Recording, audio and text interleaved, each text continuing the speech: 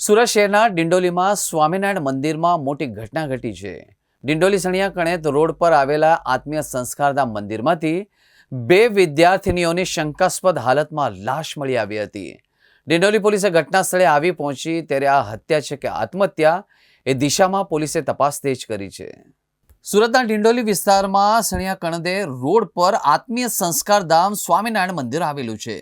આ સંસ્કારધામમાં અનેક વિદ્યાર્થીઓ ભણે છે, પરંતુ ઉધના સિટીઝન કોલેજમાં અભ્યાસ કરતી 18 વર્ષની રોશની શરદ શિરસાટ અને 20 વર્ષીય જ્યોત્સના અતુલ ચૌધરી ગઈકાલે સવારથી જ ગાયબ થયા હતા।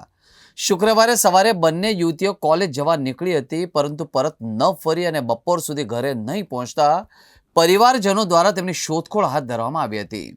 બંને વિદ્યાર્થીઓને સતત પરિવારજનોનો ફોન લગાવતા ફોન પણ કોઈ ન ઉપાડતા હતા અને ત્યારબાદ બંને વિદ્યાર્થીઓને સ્વામિનારાયણ મંદિરના બાથરૂમમાંથી શંકાસ્પદ હાલતમાં લાશ મળી આવી હતી।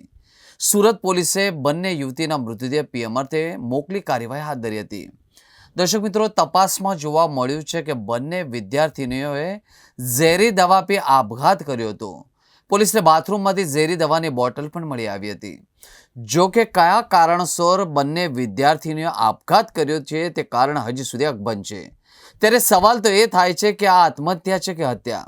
આખરે કોલેજ જવા નીકળેલી વિદ્યાર્થીનીઓ સ્વામિનારાયણ મંદિરમાં કેવી રીતે પહોંચી? સ્વામિનારાયણ મંદિરમાં શું થયું હતું?